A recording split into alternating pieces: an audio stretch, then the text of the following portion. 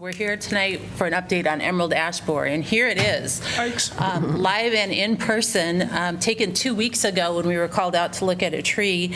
You see the address right there. That's what it is, a little green beetle, and it's the eggs that it lays and the larvae that, as they grow, they burrow underneath the tree's bark, and that basically cuts off the tree's nutrients, so it dies from the inside out. It's very difficult lots of times to see if the tree has emerald ash borer or not.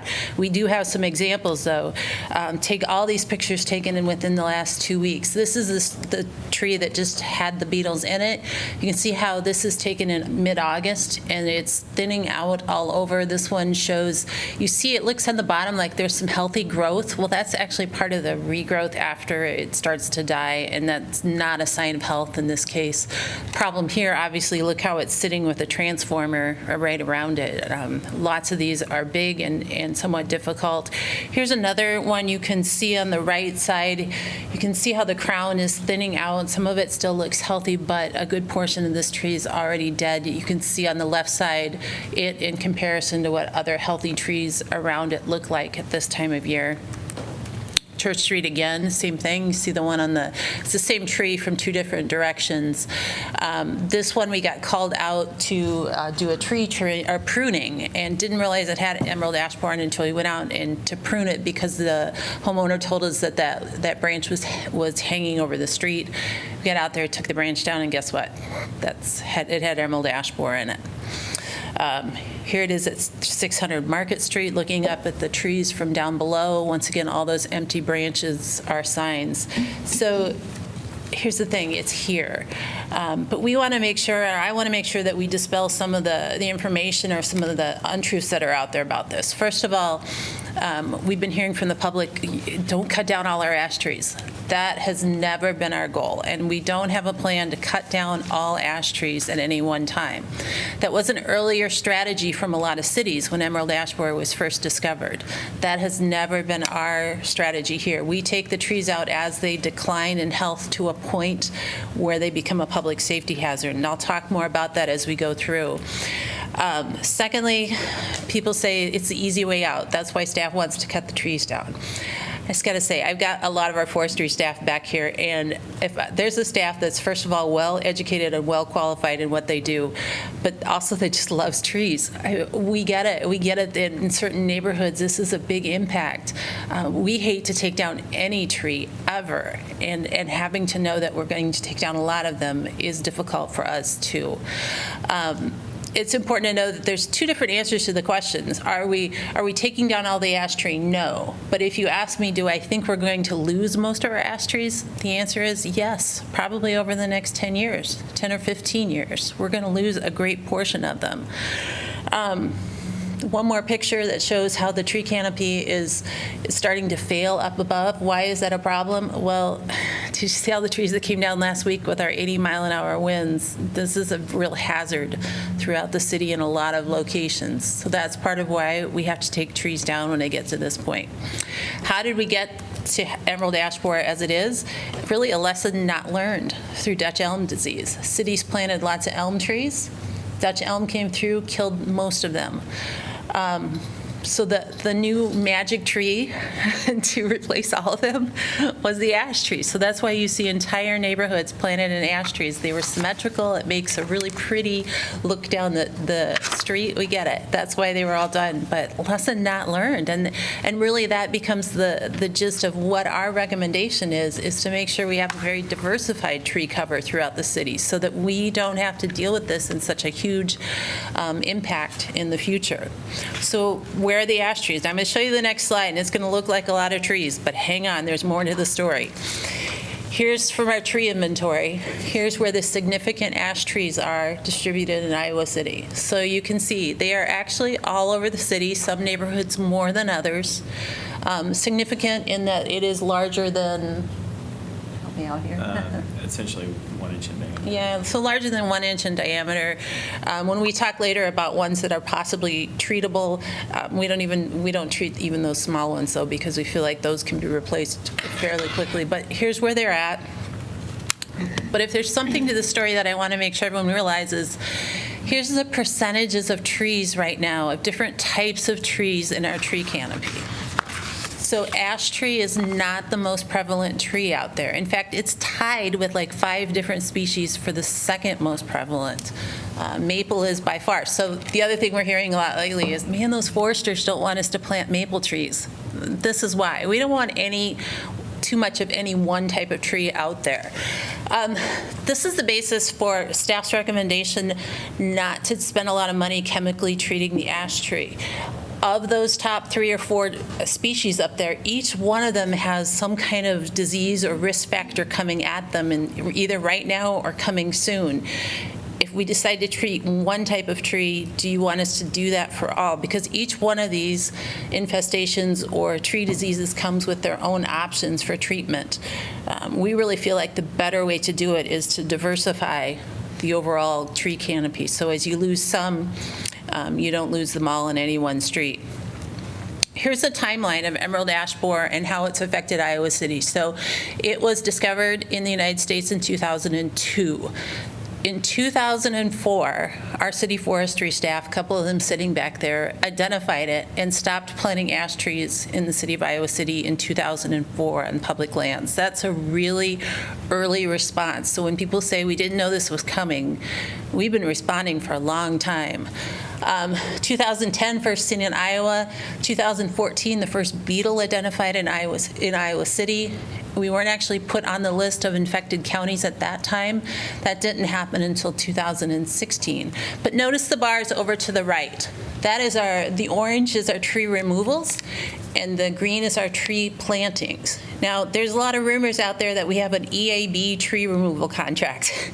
We do have a tree removal contract to take out diseased and declining trees, but as you'll see, in 2015, we took out 223 trees with that contract, but only 34 of them were ash trees. And the same thing the next year, 177 trees taken out, 41 were ash. Last year, 297 trees taken out, 107 were ash trees. So ash trees are not the only thing and not even the most prevalent thing that we've had to take out in recent years. It is climbing. We are finding more and more trees to be infected and declining for the ash trees, so it will change in the coming years. But it certainly shows that we haven't been out there just cutting down ash trees. The green number is the number of replanting, and we're getting to more than a 2-to-1 ratio of for every tree we take out, we replant. So if we take out a tree and it's in front of someone's house, we give them some options of what tree we can replant, and we come back and replant. And we'll give you a few more details on that in a minute. But it's really interesting that we've been actually at this longer than most cities in Iowa, and we maybe just haven't done a good job of communicating that with the public, but we really have been trying to respond as it's come on board. We're next going to go through an EAB 101, and I'm going to turn this over to Mike Kittner from IDALS to walk you through the emerald ash borer itself. And we're going to start with, what does an ash tree look like? Because believe it or not, this is the number one question we actually get right now. Thank you, Good evening. Julie. Thanks for coming. Yeah. Again, my name is Mike Kittner with Iowa Department of Agriculture and Land Stewardship, and we saw some ugly pictures of ash trees there. This particular one is a nice-looking ash tree, one that hasn't probably been attacked yet by emerald ash borer. But as she said, our office gets a lot of calls. It sounds like they do too. What is an ash tree? What is this beetle attacking? And it really comes down to ash trees. We're not talking about maples or oaks. I want to be real clear with that. I was asked to talk about this slide here, to maybe help identify an ash tree. One of the things you're going to be looking at is they have a compound leaf. So the picture up there in the top right, you can see that's actually one leaf with 7 leaflets. Another thing, it's hard to tell from that picture there of the tree, but they have opposite branch patterns. A lot of trees out there have alternate branch patterns. So if you were to look at a tree, if it has opposite branches and that compound leaf and then that kind of diamond-shaped bark, more than likely, if you're living in Iowa, it's going to be an ash tree. So hopefully that helps with identification. Okay, so the beetle itself is it's a wood-boring beetle. It's quite small, only about a half an inch in length. It is native to Asia, like we saw on the previous slides there. Again, it's going to attack true ash trees. So here in Iowa, we're primarily looking at white ash and green ash trees. It does attack large and small trees, all the way down to 1/2 inch diameter trees, all the way up to your fully largest mature trees. So we get questions about that. Will it attack little trees too? Yes, it will. And another important key factor is it attacks nearly all ash trees. So it's not a hit and miss. Cross your fingers, I hope it's going to miss my tree. It's going to nearly attack 100% of all ash trees in infested areas at some point. The adult beetle does fly short distances, luckily only about a mile or less a year. But the downside is that the reason it's moving so quickly is humans. People are moving around in things such as infested firewood and ash logs. So the adult beetle is going to be out and about flying from about May to August. You saw that picture, was recently emerging from a tree. The female does lay eggs. Unfortunately, she lays quite a few eggs, anywhere from about 70 eggs on average. And those are laid in the bark crevices of the tree, usually something that's undetected, not something that you're going out and looking for. They're quite small. The larva stage of the insect is really what's doing the damage to the tree. It's below the bark, kind of out of sight. And once those eggs hatch, they start off as a very small larva, chew their way through the bark, and then as they grow right underneath the bark layer, they start to create those channels, those galleries we refer them to. And that is really what's doing the damage to the tree. You see the bottom left-hand picture, that gallery was created by one larva. And then the arrow to the right, you can imagine as the population starts to build up and more larvae in a tree, it really has a detrimental effect on the tree. And it essentially girdles the tree, and the water nutrient movement up and down the tree is restricted. And the picture there on the right, again, is just another picture of a declining ash tree that's under attack by emerald ash borer. This is a good visual slide, what it can do to community. A nice residential street, and the thing kind of to catch here is the time frame. In a short period of time from 2006, and this is Toledo, Ohio, but in 2006 to 2009, it went from a full canopy street basically to a barren, dormant-looking street. So it can really move in and have a huge impact on aesthetics. This gives you an idea. Emerald ash borer, we see about it, hear about it in the news a lot, and people, we hear about it all the time, but is it really having that big of an impact? Just give it some time and it will. This is a chart here that was created from Dr. Dan Herms at Ohio State University and Davy Tree Experts, and you can see the percent of mortality of ash trees as time progresses after that first finding. Keep in mind, the first year of detection of emerald ash borer, we are not able to find. Even the second year or third year, sometimes we're not able to find. Again, these larvae are in low concentrations underneath the bark in the beginning, and once we start seeing those external signs and symptoms, usually we're 3-4 years already into an infestation. So the take-home message here is that it's kind of an exponential growth of trees dying as we progress. And really at about half a dozen years in to about a dozen years in, you can really see it to ramp up the tree depth. Just a little history here. It was found in the Detroit, Michigan area in 2002, and you can kind of see the progression of spread through the years. Already by 2005, it had spread into Indiana and Ohio. All those red dots is a positive detection. 2009, you can see it spreading out even further. There's satellite populations, so it's not necessarily spreading like a wave. And again, that's largely in part due to people moving around, infested firewood, campers, trailers, trains, whatever it be. And those satellite populations are starting to grow, and then they coalesce.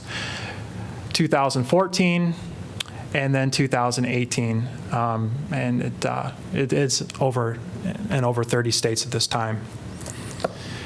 As far as Iowa goes, we first found it here in our state in 2010.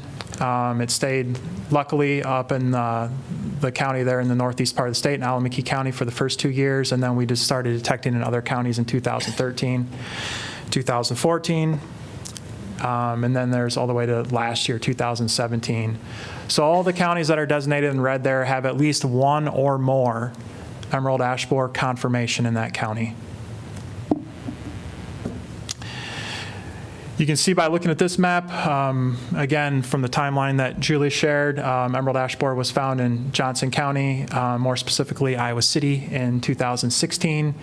And this year alone, we've already had 11 confirmed positive counties, and that number will probably grow by the end of the year. This is a site that was first found in Johnson County, Iowa City, on the University of Iowa campus, February 2016. Campus folks contacted me, Andy here, and went out to look at the trees, and they did a great job. We had a great help, and unlike some situations, we actually found this tree somewhat earlier on because we had to drop branches to get what we needed to. Sometimes when I show up at a site, the infestation has progressed quite low in the ground where I can actually walk up to the tree and find the galleries underneath the bark. We had to go up higher in the tree to find what we were looking for. So that's one sign that it was found a little bit earlier on. Again, you can see the picture on the bottom right hand. There's those galleries again from a drop branch from one of the trees there at Gibson Square. So my final thoughts on my portion here. The unfortunate thing about emerald ash borer, again, it spends most of its life underneath the bark. We're not seeing it, we're not noticing it. So distribution is always greater and larger than what we're anticipating. We here at the Iowa EAB team designate really any ash tree within 15 miles of a known infestation to be at risk, at a higher risk of being attacked by emerald ash borer. Can't stress enough to be proactive, not reactive, especially when it comes to safety. Dying, declining ash trees they behave differently than a lot of other trees out there. They're very brittle. You saw some of the pictures, and I think there's more pictures to come of falling ash trees. And also, arborists need to be careful, and tree climbers of dead and declining ash trees because, again, they're very brittle, and when you cut them down, they can really cause damage to either people or property. Thank you. Thank you, Mike. I'm going to have you hold your questions so we get through all of this. We don't have time. Just 1 second here.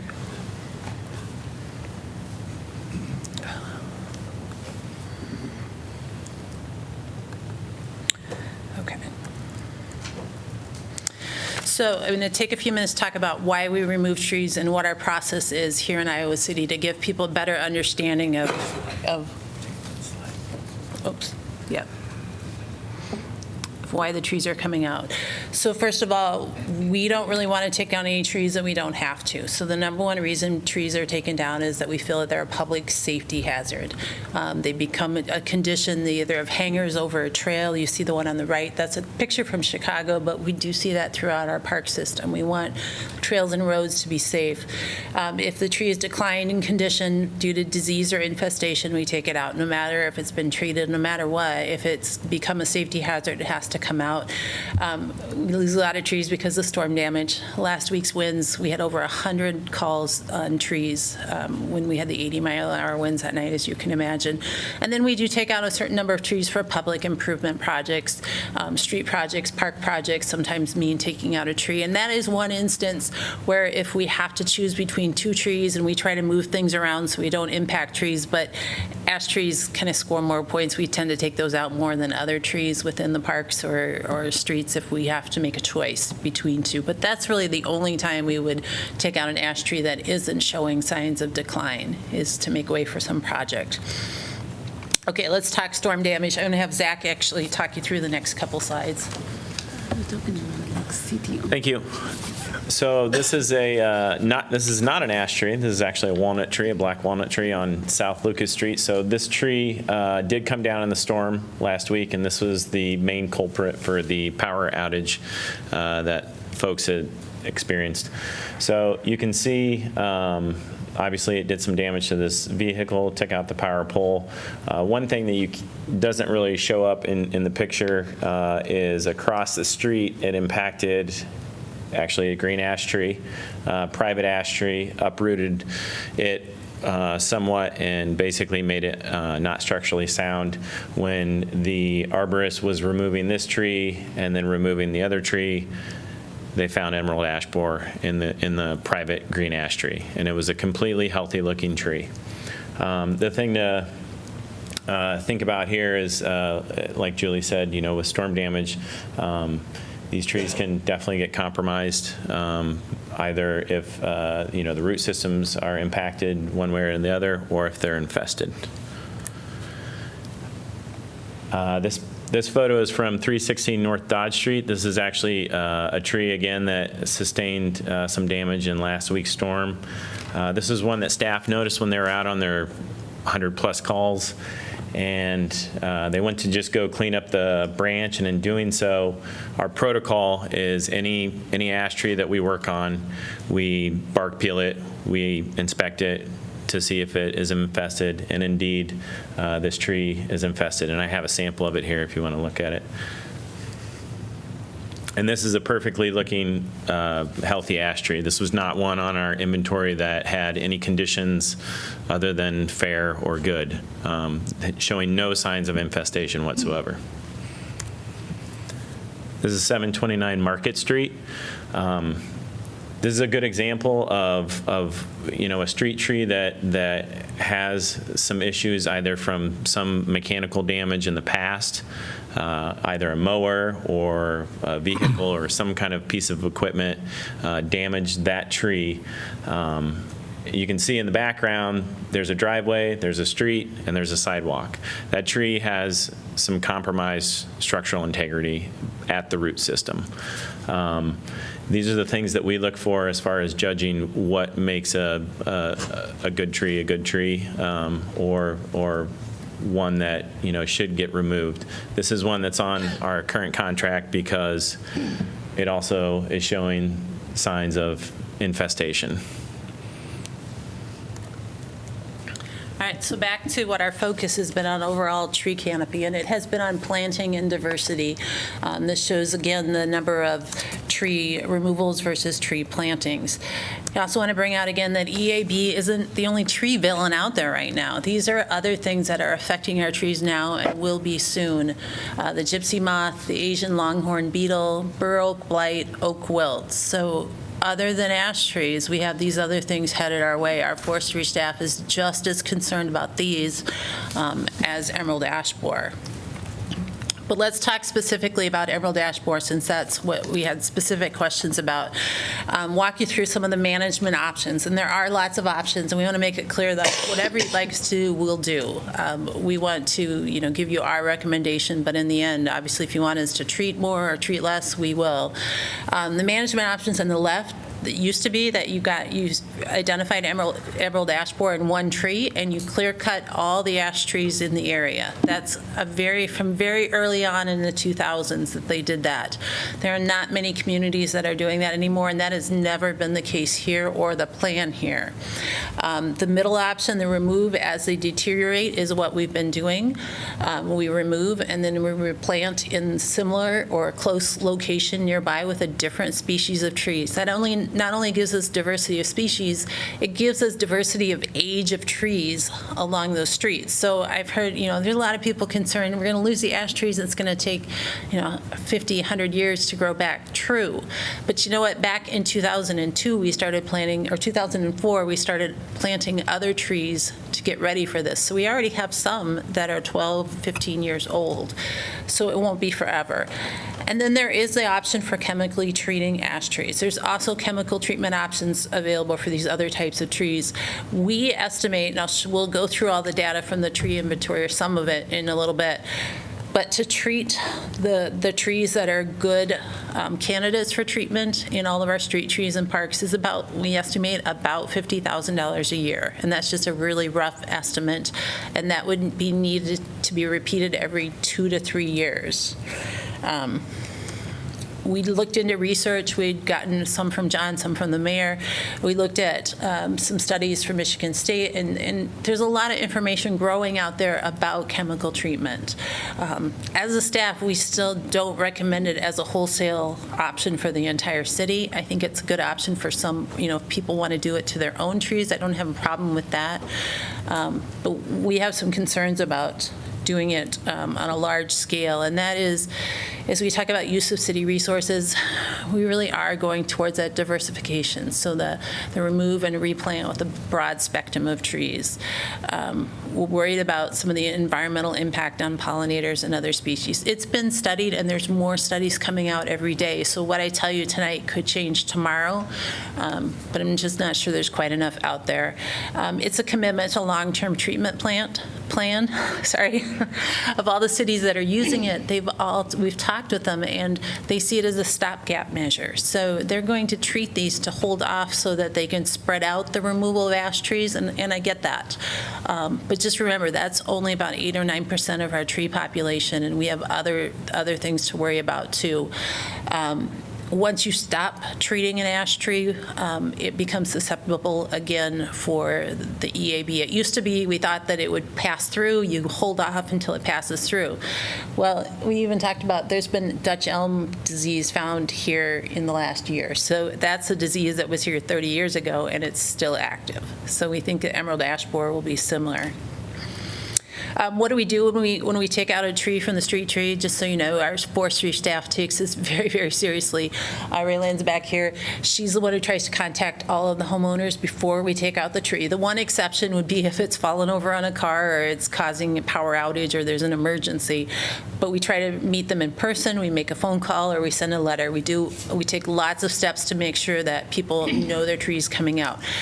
Just a note, some people get confused about the trees that we work on versus what the utility companies come in and do. And they have their own separate notification process for trees in the utility right-of-ways, and they do their tree removals and everything a little bit different than us.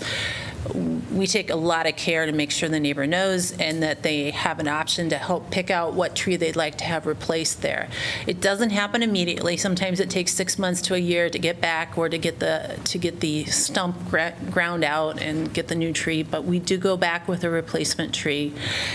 It's also important to know that we notify the property owner, and we ask the property owner to notify any renters in the unit. So sometimes I think maybe some of that is the confusion. The renter may not get the message from us.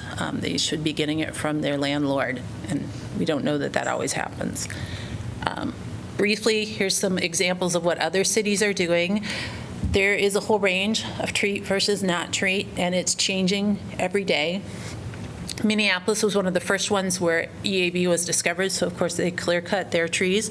But you can see in the other cities that there are a number of different options and different strategies happening. We know that our neighbors, Cedar Rapids is treating some, Coralville is treating some, but like I said, both of them have said they see it as a measure to hold off having to replace those trees, but they think they're going to have to replace them eventually at some point anyway.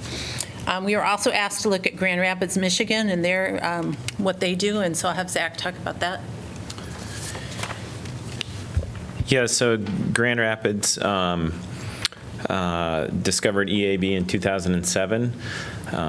They did a windshield inventory of their ash trees, and at that time, in 2008, they had 8,000 ash trees, and they first started to trunk inject ash trees with triage, which is the commercial name, or imamectin benzoate, which is the preferred method. And at that time, they were treating about 3,000 trees total, so alternating years. Keep that in mind. And so fast forward to 2016, they completed their inventory. They had 86,000 trees total, 6,000 ash trees in that 8-year time period were removed due to an EAB infestation, even as they were treating. And so essentially they have, right now they have 2,000 ash trees left, and they're treating approximately 700 trees a year, so alternating years. And for staff comparison, Grand Rapids has a forestry budget of $2 million with a staff of 12 full-time equivalents and 6 part-time equivalents. Iowa City has a forestry budget of $646,000 with a staff of 5 full-time equivalents and 1 part-time equivalent. Lessons learned from Grand Rapids or their experience, it's not worth it to treat a tree 9 inches or less in diameter, and it's really not worth it to treat a tree 35 inches in diameter or larger. Essentially, trees are like big straws, and so the larger the straw, the more uptake it has or energy it has to try and uptake that chemical. The other reason being that urban trees have a certain lifespan, and a 35-inch or greater tree is starting to reach its natural lifespan within an urban setting. And unfortunately, those are the iconic neighborhood trees that we're talking about.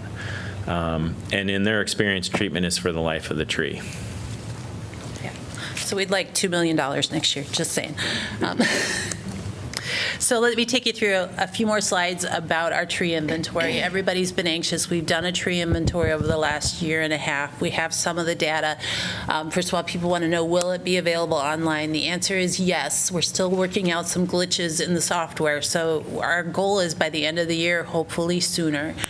But the tree inventory includes the location, the size, the type of tree, and we can visualize its environmental impact, and then a classification of condition. And I just want to warn you, because they are based upon, fair and poor and all that, but it was on the day of the survey, and this EAB is hitting us so fast that a tree that we judged as being good a month ago might not be when we actually peel away some of the bark and see the damage underneath. But anyway, let me show you. First of all, you've seen this slide in a different version. These are all the ash trees throughout the city, about 3,500 out of the 45,000 trees that were included in the overall survey.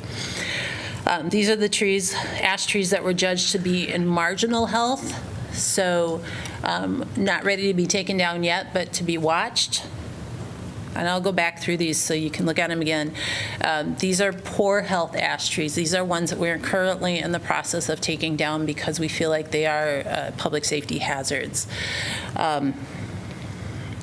Of all of these ash trees, when you take into consideration the ones that are greater than, I'm going to get this right here, greater than 9 inches and less than 35 and in good condition at this time, these are the ones that we feel would be eligible for chemical treatment if you wish to go down that route, which is where we got the $50,000 estimate, was taking into account the size and location of these trees. Not necessarily our recommendation, but presented to you as an option, that these are the ones that we feel at this point in time could get treatment and could be delayed. And the only other thing I'll show you is we also have a lot of tree planting going on, and these are the areas that are getting current tree planting happening. Granted, not in the areas of the ash concentrations right now, because that doesn't show up on here, because as we take each of those ash trees or each of the diseased trees out, they get replaced one-on-one. That's different from our larger tree planting projects that you see here. So this is in addition to replacing any tree that's taken out of the streetway. So here's all the ash trees again. The ones deemed marginal, which you can see is most of them. And then the poor health, these are the ones that are on their way out right now, and then potentially ones that could be treated.